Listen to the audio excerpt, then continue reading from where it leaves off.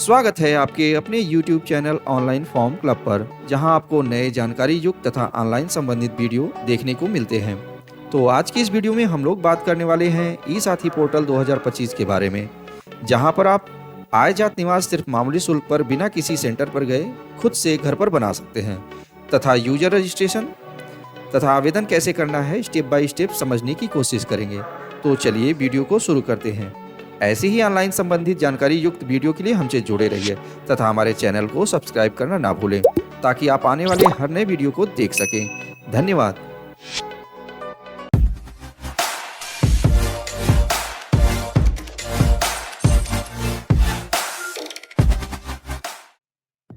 ई साथी user registration के लिए सबसे पहले आपको ई साथी के होम पेज पर आ जाना है। उसके पश्चात आप राइट हैंड साइड में देखेंगे तो यहाँ पर नवीन उपयोगकर्ता पंजीकरण के लिए एक लिंक है, इसको यहाँ पर क्लिक करेंगे। इसके पश्चात आप रिडायरेक्ट हो जाएंगे रजिस्ट्रेशन वाले पेज पर।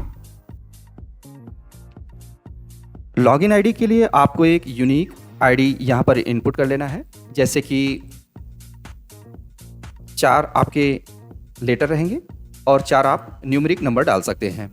जैसे कि यहाँ पर हम देख सकते हैं हमने एक आईडी का चुनाव यहाँ पर किया है, तो इसकी उपलब्धता की जांच कर लेंगे। तो इस तरीके से देखेंगे यह लॉगिन आईडी प्रयोग हेतु उपलब्ध है। तो इसी तरीके से आप अपने आईडी का चुनाव कर लेंगे, एक यूनिक आईडी होना अनिवार्य है। उसके पश्चात आवेदक का नाम यहाँ पर दर्ज कर लेंगे। जन्मतिथि वाले कॉलम में आपको आवेदक का जन्मतिथि इनपुट कर देना है। उसके पश्चात आवेदक महिला या पुरुष हैं इसका चुनाव कर लेंगे। आवासीय पता वाले सेक्शन में आपको आवेदक का पूरा पता यहाँ पर इनपुट कर लेना है। उसके पश्चात यहाँ पर पिन कोड दर्ज कर देंगे।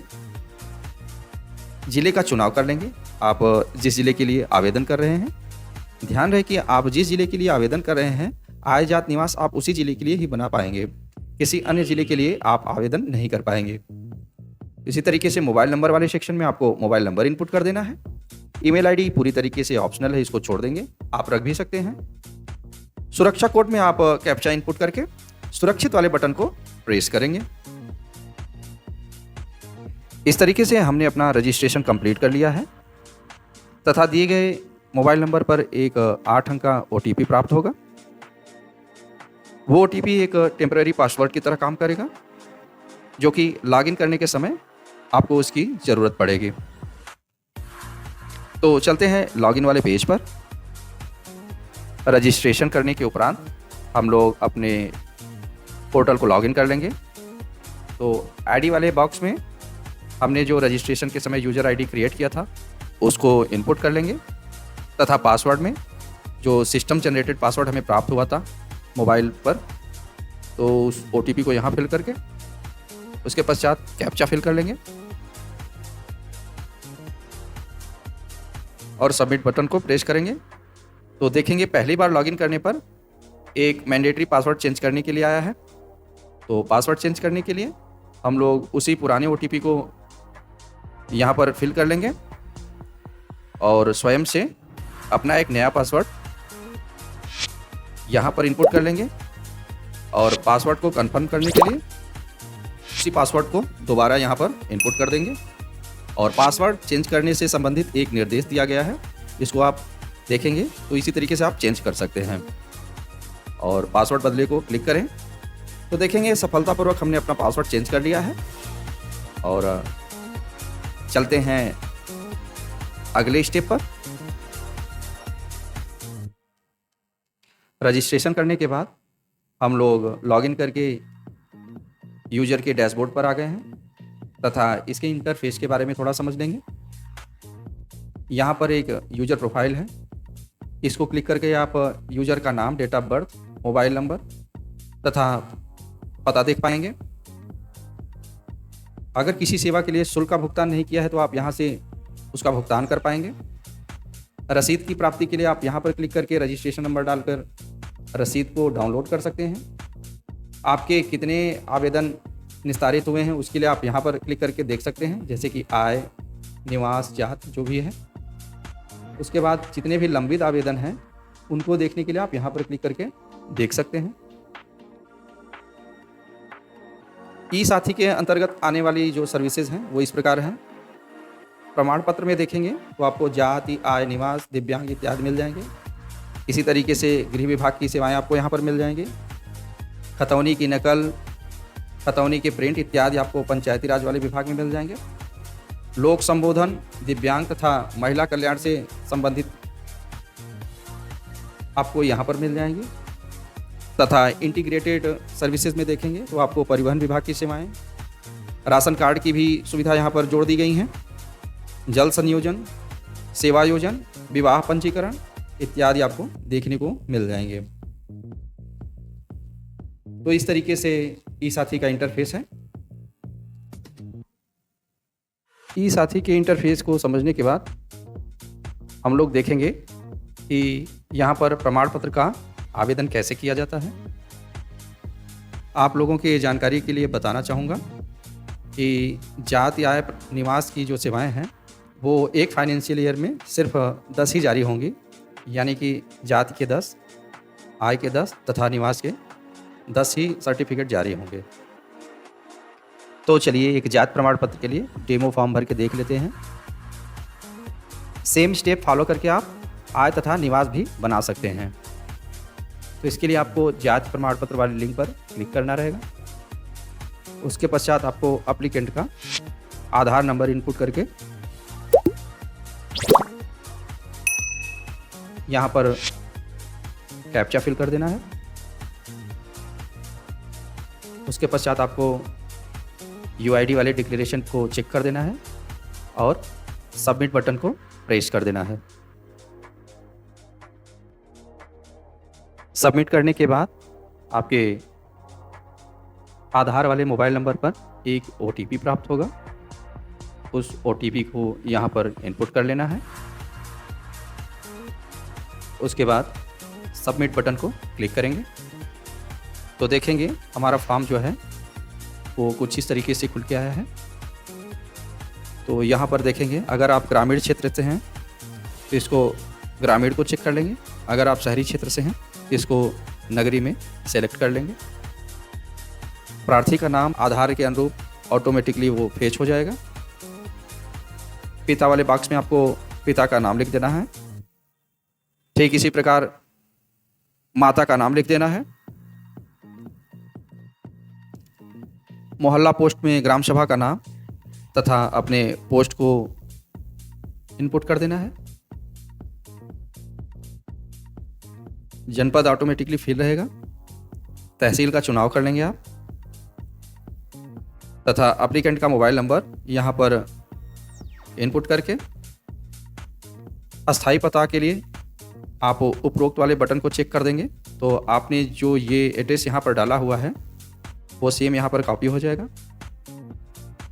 जाति चुन लेंगे, पिछड़ी हैं, SC हैं, ST हैं तथा उपजाति का चुनाव कर लेंगे।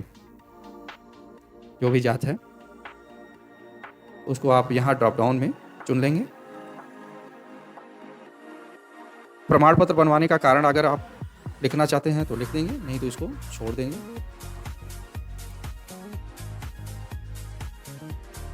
इसके बाद फाइल को अटैच करा देंगे। फ़ोटो को चुन लेंगे। अगर आप आधार का ही फ़ोटो रखना चाहते हैं तो इस बटन को चेक कर देंगे तो आधार का फ़ोटो ऑटोमेटिकली वो फेच हो जाएगा। अगर आप नहीं रखना चाहते हैं तो आप फ़ोटो चुनेंगे और यहाँ से आप फाइल को अटैच करा लेंगे। इसी प्रकार से आप स्व प्रमाणित घोषणा पत्र को अटैच कराएंगे। इसके अलावा आप राशन कार्ड, आधार कार्ड तथा राशन कार्ड होगा तो बारी बारी से अटैच करा के दर्ज करे को क्लिक करेंगे। फोटो की साइज जो होगी वो 50 KB से अधिक नहीं होनी चाहिए।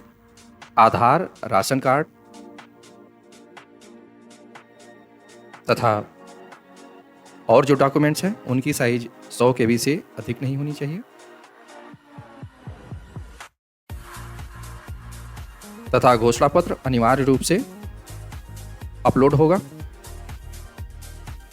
घोषणा पत्र का फॉर्मेट कुछ इस प्रकार से रहेगा, आप इसका स्क्रीनशॉट ले लीजिएगा। और अपने आप से इसको भर कर अपलोड करके दर्ज करेंगे। सबमिट करने के बाद देखेंगे कि हमारा जात प्रमाण पत्र का ड्राफ्ट रेडी है और आगे बढ़ते हैं और सेवा शुल्क का भुगतान के लिए यहाँ पर क्लिक करते हैं।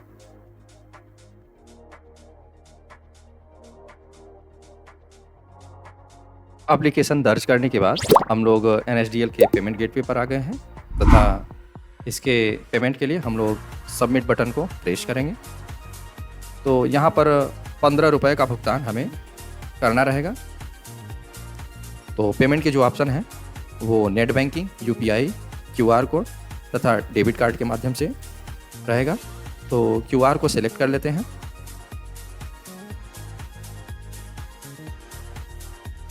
तथा इस QR कोड को UPI से पेमेंट करेंगे।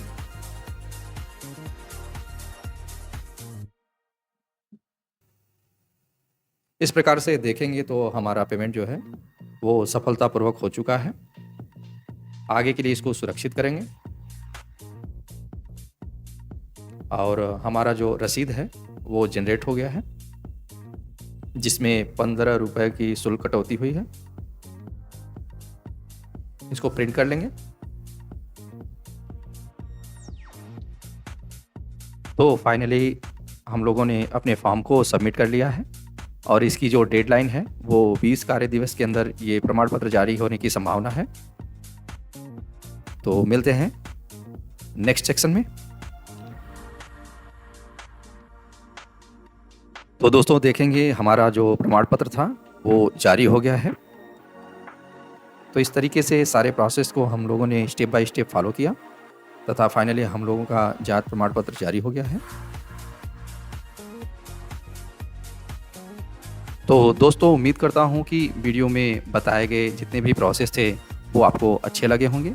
रजिस्ट्रेशन से लेकर फाइनल प्रिंट तक जितने भी स्टेप बाय स्टेप प्रोसेस थे वो आपको काफ़ी हेल्पफुल लगे होंगे। अगर यह वीडियो आपको अच्छा लगा है तो लाइक, सब्सक्राइब तथा शेयर करें और ऐसी ही जानकारी युक्त वीडियो के लिए मिलते हैं अगले वीडियो में। तब तक के लिए बहुत बहुत नमस्कार।